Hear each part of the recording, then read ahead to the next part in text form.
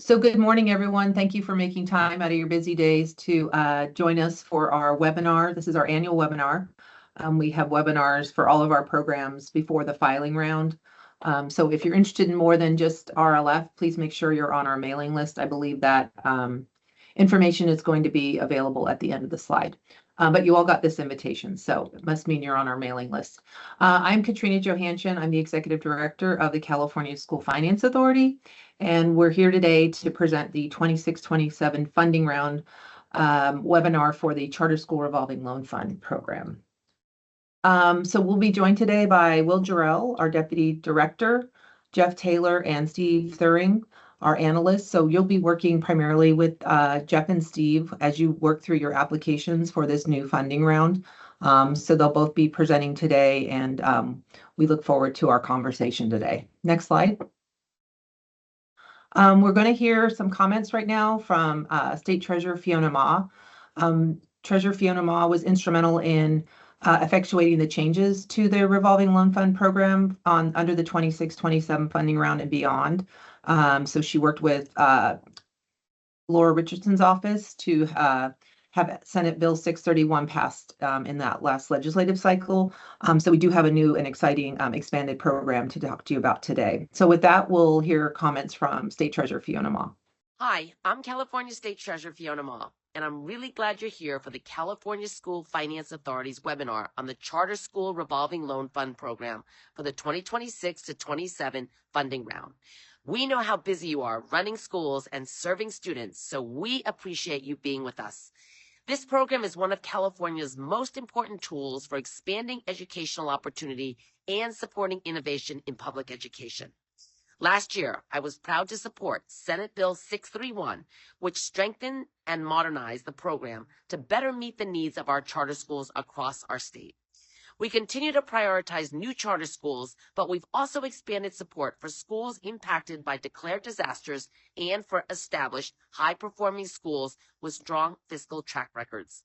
And we doubled the maximum loan amount from $250,000 to $500,000, so schools have greater access to the capital they need to grow and thrive.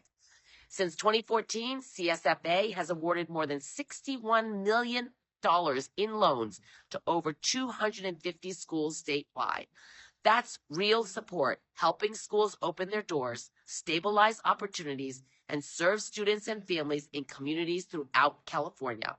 Today's session is designed to walk you through everything you need to know, eligibility, updates, and the application process so you can move forward with clarity and confidence. Thank you for the incredible work you do every day for California students. With that, I'm happy to turn it over to CSFA to get us started.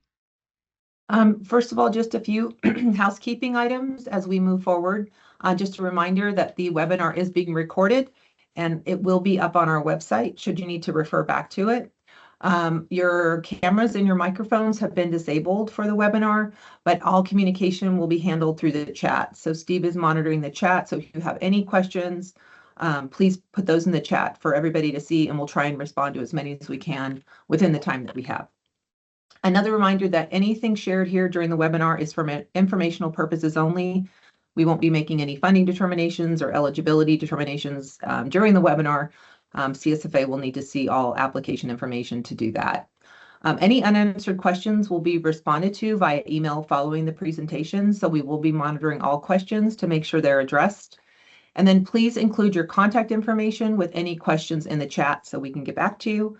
And then if you don't have your question answered, or if a question comes up after the webinar, please feel free to email us at csrlf@treasurer.ca.gov. Next slide. As the treasurer mentioned, we'll be walking through the program overview, eligibility criteria for the program, these funding round updates and beyond, the application overview. So Jeff will be walking you through how to open an application, what we're going to need to review your financials.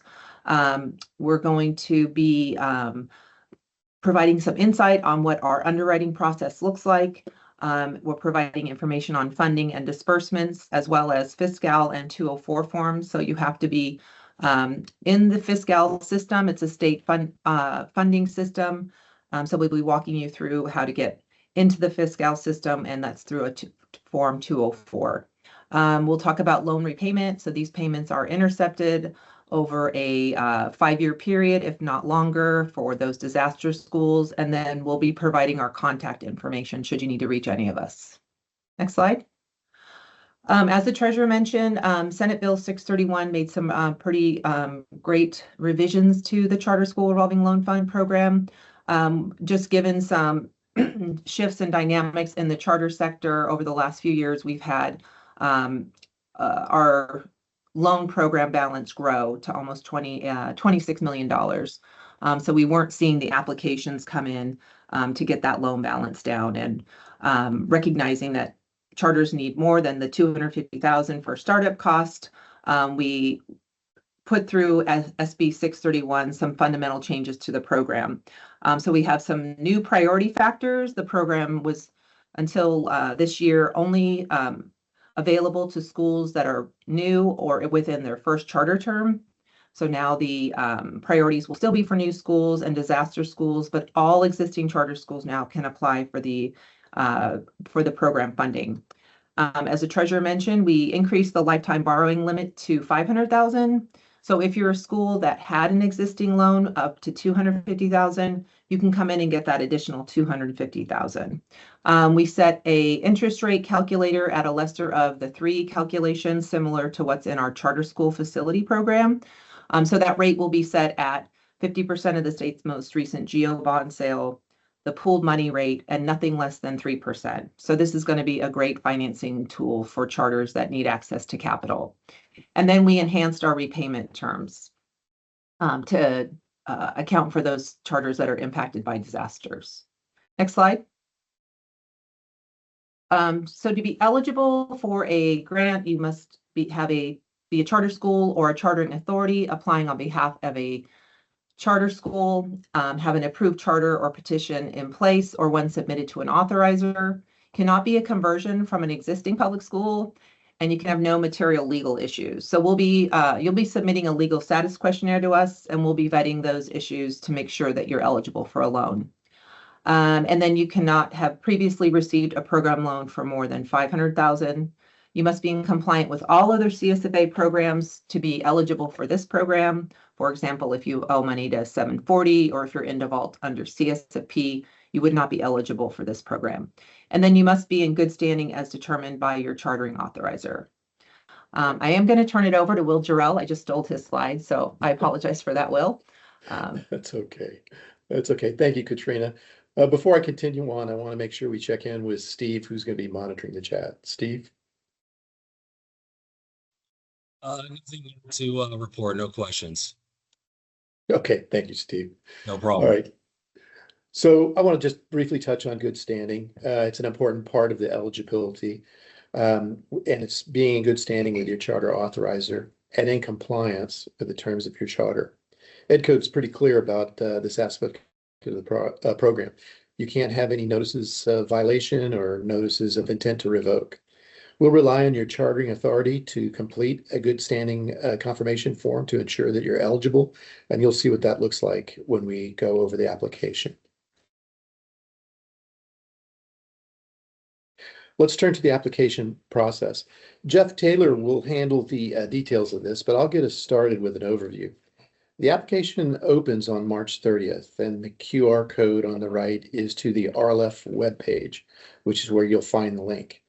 The application will close on May 15th, and it's all online. Let us know if you have any technical issues by using the email through the RLF inbox. One thing we've added to this funding round is an application checklist. This will guide you through the documentation you need to complete the application. My recommendation is to print out a copy now so you can pull all the documentation you need in advance and have it at hand when you open the application on March 30th. Here's the QR code to that checklist. The application link is on the RLF webpage, and you can get there by Googling CSFA RLF or using the URL on the slide or snapping the QR code and saving the link. Once you get to the RLF webpage, just scroll down to the links at the bottom of the page where you'll find a link to the application. Bear in mind that the link's currently not live. It'll go on March 30th at 10 o'clock. Now I'm going to turn it over to Jeff Taylor, who will run you through the specifics of the application. Remember, these slides and the webinar will be available on our website after today. Jeff, take it away. Good morning. Thank you, Will. My name is Jeff Taylor. I'm an analyst on the CSRLF team, and I am going to be running through the application process with you here this morning. As a note, the webinar is being recorded for your reference later, and please do not hesitate to enter your questions into the chat. As a reminder, when submitting a question, please include your email. We will be sending answers to all questions asked following the webinar. On clicking the program application link shown in the preceding slide, you will be brought to this login page. If you have an existing CSFA account, you will log in here. Don't forget to request a new key every time you log in. The system will email you the key. Keep in mind this may take several minutes to arrive and be filtered to your spam folder, so be sure to check there if you've not received the key. Next slide. Oh, for those who do not have a CSFA account, don't worry, we are going to go through the process of setting up an account together. Look below the login fields for a link that the arrow is pointing to. Here's the page to create a new user account. Enter your email address and a password meeting the system requirements of being at least 7 characters long and including 1 special character. Click Register to create your account and proceed to the verification page. The system will automatically generate and email you a verification key. This is the same key an existing user requests when logging in. The key will be sent to the email you entered on the registration page. Again, it may take several minutes to arrive and be filtered to your spam. You will receive this email from novreply@treasurer.ca.gov, and it will include an 8-digit alphanumeric number. Here is the account verification page. Copy the key from your email to the account verification page. Once the key is entered, click Verify Account. On verifying your account, you will be returned to the main login screen, where you will see from the blue text above the credentials field that your account has been verified. Enter your email and password used to register in the respective fields. It will be necessary to request a new key to log in. Copy the new verification key from your email and enter it into the key field. Then select Login to move to the next page. Once you have logged in, you'll be greeted by a list of CSFA programs. Please select the Charter School Revolving Loan Fund program to open the CSRLF application. This is the initial page of the CSRLF application. You'll note at the center there are a series of instructions for completing the application for your reference. We will be going through every page of the application today. As noted, this webinar is being recorded and you will be able to reference any part of the webinar on which you have questions. Let's run through these first instructions. I will show you where in the webinar you can select Save and Continue or to go back to a preceding page. Submitting responses for all required fields is necessary, though not all fields require a response to be provided. Documents requested need to be uploaded in a PDF format and be not more than 25 megabytes each. We request that you verify the account accuracy, or rather the accuracy of the information submitted on each page prior to clicking a checkbox at the bottom of the page. Let's run through these first instructions. All right, should you later have additional questions when completing the application, please refer to the webinar or contact us at the phone number shown or our program email.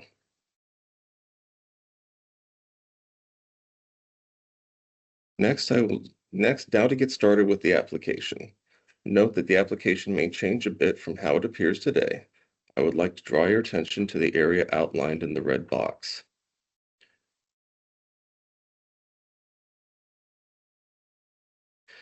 Here you will have two options to select from. If you're applying for an existing charter school or a new charter school that has been assigned a CDS code, please enter the code in the first field before selecting Continue. Note that you'll need to enter the code as a single string of numbers with no spaces or dash marks. For new charter schools without an assigned CDS code, please click No CDS Code to start a new application. We will show two examples of the application's first page. For applicants with the CDS code, you will see this page. The application will pull some of the school's available information from a CDE database and partially populate the fields on this page. For example, the two fields for the name of the charter school and charter number have been populated. Note that not all fields will be filled and you will need to enter some information. Here is a copy of the first page of the application for a school that does not have an assigned CDS code. Earlier, I manually entered the information. First, indicate the amount of the loan desired up to $500,000. Next, choose the loan repayment period desired. Note that for new and startup charter schools, the loan repayment period cannot extend beyond the charter term. If not already populated, please fill in this field and please enter the charter number. For the name of enter the name of any affiliated organization to the charter school, for example, a charter management organization, and indicate the chartering authority as well. The next portion of the application regards contact information. For the primary contact, please indicate the person who the CSRLF team can coordinate with regarding additional questions, requests for documentation, and to provide updates regarding the application process.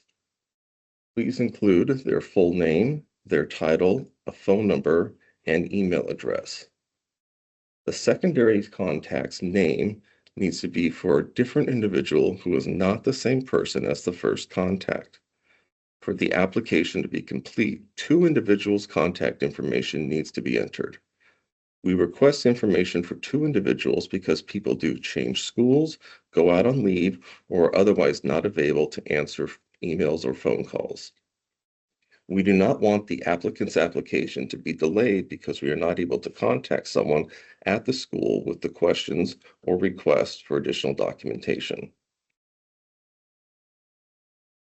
Next, please include the mailing address and physical street address of the applicant charter school. For new charter schools without a site identified or they have a pending lease, please provide additional information regarding timing for the leasing of the site and when a copy of the lease will be available. Next, indicate the date of the applicant's charter, when the applicant's charter was approved, or for new charter schools, when the charter is expected to be approved. For applicants with an existing charter, please indicate when the current charter was approved and when the charter expires and the school's opening date. For startup charter schools, please note that the anticipated opening date can be entered here in the school's opening date field.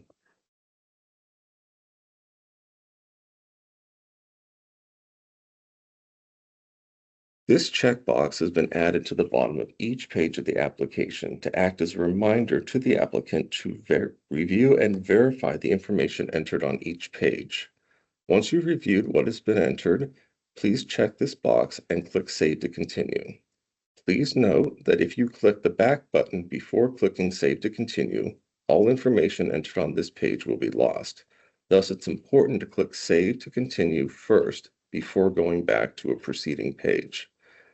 Now, let's check in with Steve to see if there are any questions. No questions thus far. Thank you, Steve. If you are part of the way through the application and must stop, or there is an issue where you cannot continue, it is possible to return to an application in progress. Return to the CSFA online application portal page. It may be necessary to log into the system again to access this page. If doing so, you will need to request a new key. If you scroll down to the bottom, if you scroll down to below the options for different CSFA applications, you will find an additional box showing your application in progress. Note that the program name you are applying to is shown here in case you have applications open for more than one CSFA program. We have advanced to page 2 of the application, where I will draw your attention to a couple of additional pieces of information.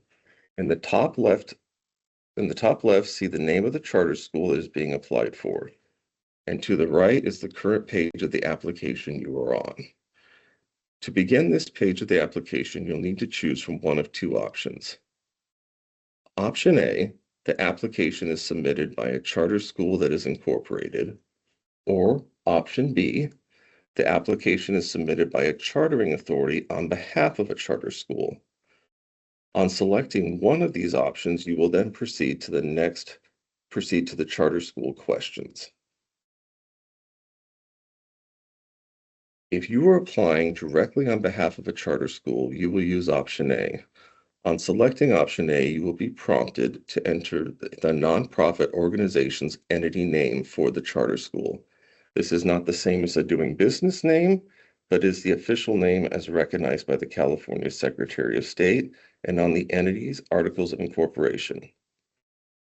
We request that you upload a copy of the articles of incorporation and nonprofit verification. This is an example of question 1. If you select no, there are no further questions shown. If you select yes, stating that the school is in operation, then you will be asked further if the school's charter has been renewed. If the school is in the first charter term and a renewal has not been completed yet, you can select no. If the school is existing and the charter has been renewed, select yes to indicate when the charter was renewed. Question 2. Indicate here if the charter petition has been approved. If the charter petition has not been approved, please enter when approval is expected.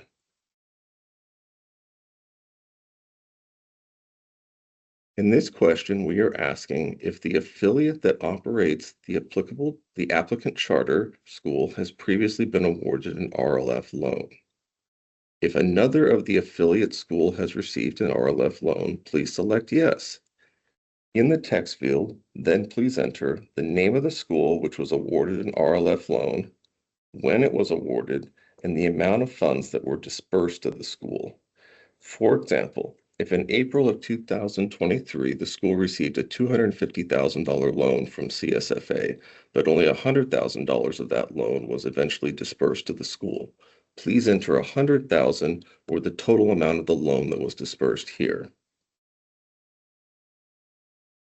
If the applicant has applied to or participates in another CSFA program, please indicate this here. For example, if the school is currently participating in the Charter School Facilities Grant Program, please check the box associated with the program.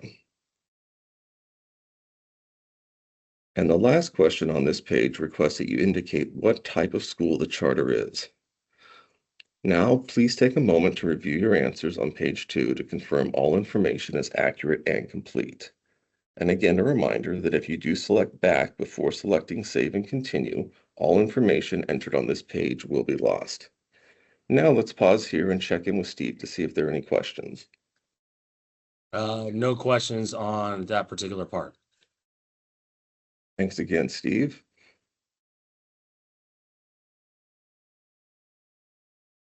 Now to page 3 of the CSRLF application. On this page, we are primarily requesting operational documentation from the school. All questions on page 3 are requesting, again, operational documentation. As a reminder, only PDFs may be uploaded. No other format is supported, nor can the file be larger than 25 megabytes. Please upload a copy of the school's current charter petition or a copy of the charter petition submitted to the charter authorizer. On reaching the end of page 3 of the application, please review the files that have been uploaded. On confirming all files have been uploaded to the correct questions, please check the box here at the bottom of the page. Then select Save and Continue. And again, as a quick reminder, if you click back before clicking Save and Continue, it will clear the information on this page. So please click Save and Continue before going back.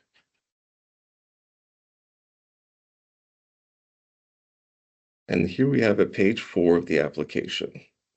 This page is specific to uploading financial documentation. Now, here at the end of page 4 of the application, we will ask you to again review the files you have uploaded and confirm they do correspond with the respective question before clicking the checkbox to continue. As mentioned before, don't click the back button before clicking Save and Continue so the data doesn't clear.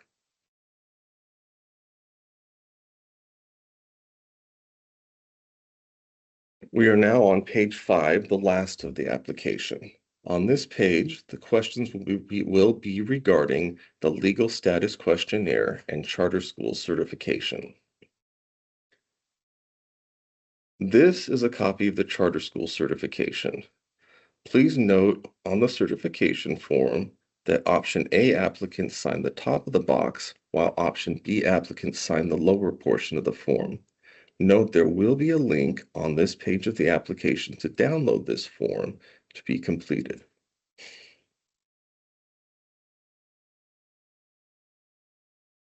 Please upload the certification form here. The signatures on the form may be either wet or DocuSigned. Please review the submitted files and the questions on page 5 to confirm everything is in order before checking this box at the bottom of the page. If you need to review the application or go back to a preceding page, please select Review and Edit Application. This will return you to the first page of the application, allowing for review of all information entered. Remember, selecting back before selecting Submit will cause all information on page 5 to be cleared. When you are ready to submit the application, again, please select Submit. On submitting the application, you will no longer be able to return to make any changes. This is the application submission confirmation page. Please note the application identification number. Next, take a moment to verify the application as submitted is correct. You cannot revise any information shown on this confirmation page. Should you notice any incorrect information on the application, please save this page as a PDF, attach it to an email explaining what information needs to be corrected, and send it to us at the CSRLF email address. We request that you select Print Page and print the application confirmation to save for your records. Further, if you can please send us a copy of the PDF application confirmation to the CSRLF email, we would greatly appreciate it. When you are finished reviewing the application submission confirmation, please select Done to return to the CSFA online portal application homepage. Now let's review some notes on the application submission. For the current academic year 2025-2026, if the applicant school is in operation, please include the budget as approved by the board for this year. Additionally, submit interim financials if available. Beyond an approved 2025-2026 budget, please provide 5 years of projections, starting with fiscal year 2026-27. This documentation requirement applies to all applicant charter schools, be they in operation or not yet. All projections must include assumptions. To evaluate the effect of any existing or planned debt held by the applicant charter school, we ask a debt schedule be submitted. This enables the CSRLF team to evaluate the capacity of an applicant charter school to meet the CSRLF loan's debt service requirements. The debt schedule should include the information listed on this slide for every loan and debt taken on by the applicant charter school. We request the applicant charter school submit a description of how the CSRLF loan will impact the school's operation. In addition, please list the intended use of loan proceeds, such as loan guarantees or any types of credit enhancements.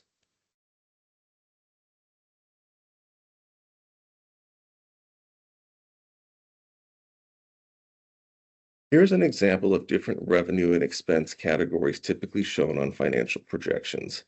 Financial projections can be expected to include some, all, or more categories depending on the applicant. We would like to draw your attention to the SACS codes associated with each financial category. Using SACS codes with your projections is a significant help to the CSRLF team in the review process. The California School Accounting Manual, published by CDE, has information on SACS codes, including how and why they are used.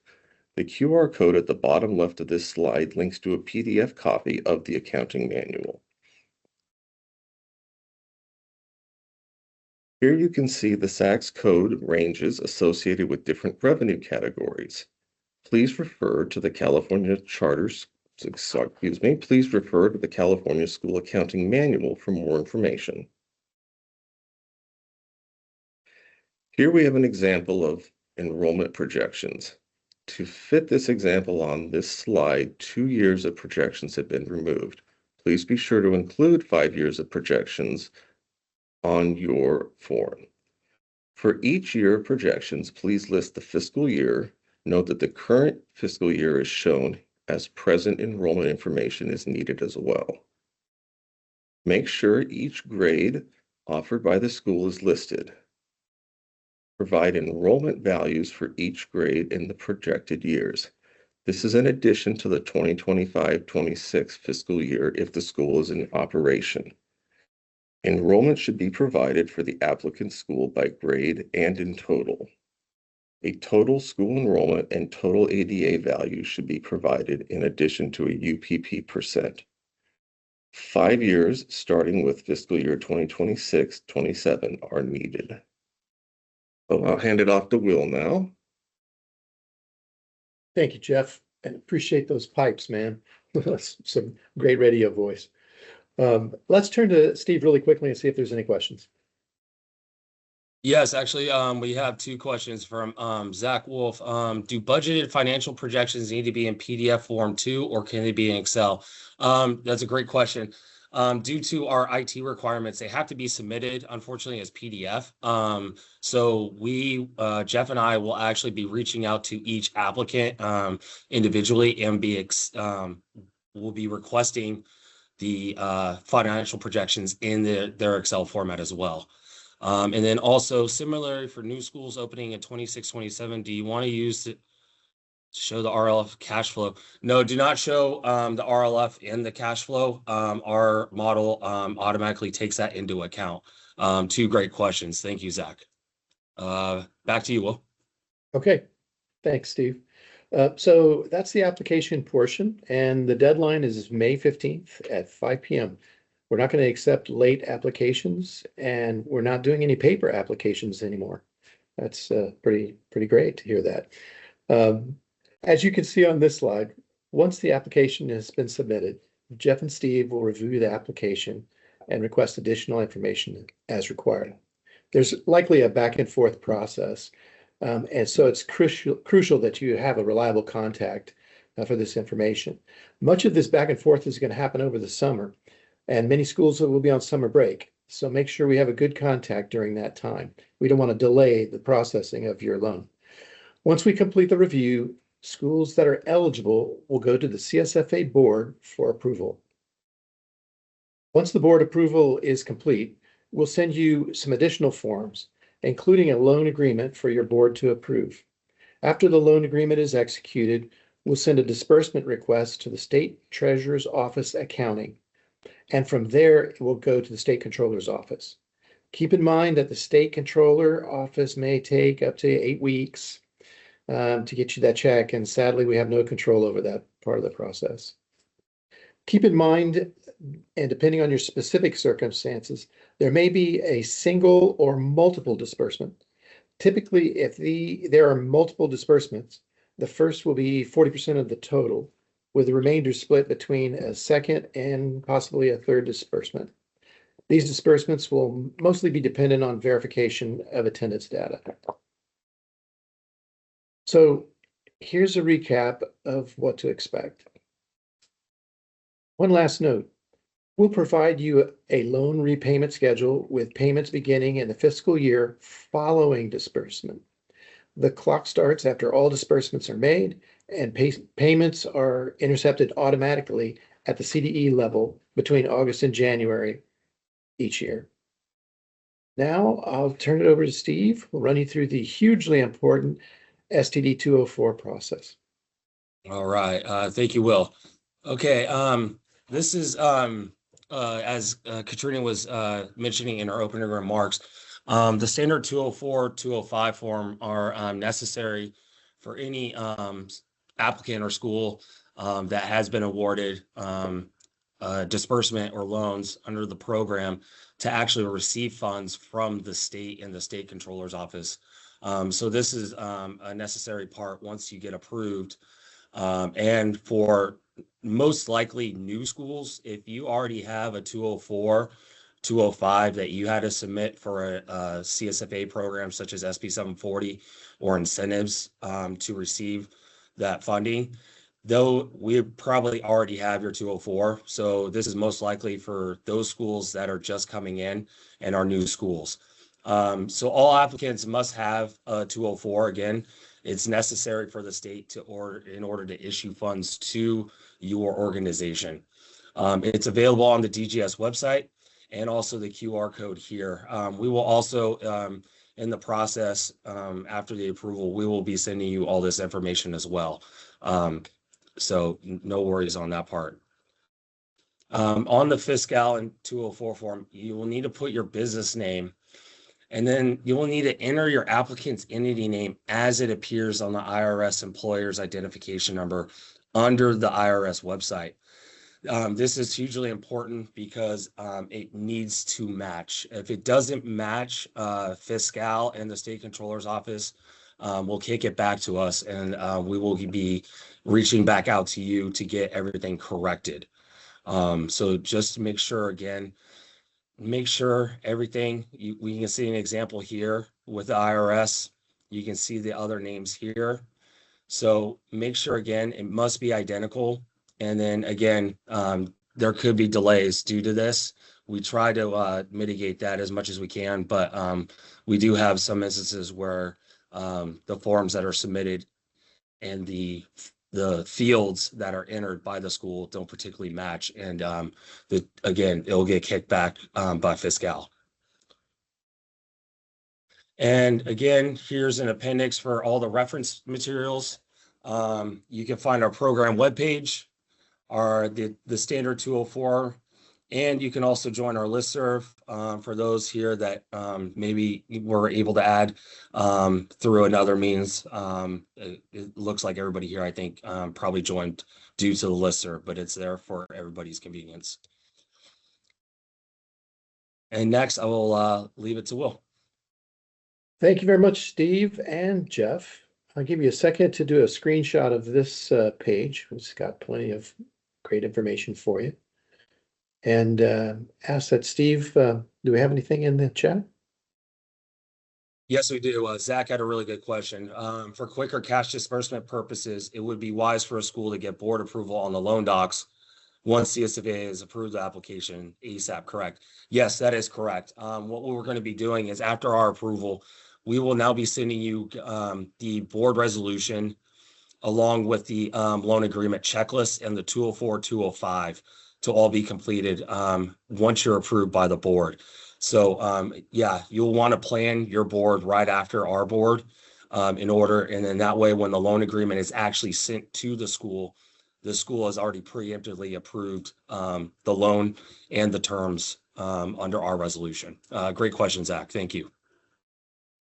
Okay, thanks, Steve. And many schools may already have a 204 if you're in other programs and getting money from the state. So yes, that's not, that's something you might want to do as well. Look and see if you are registered in 204 rather with Fiscal.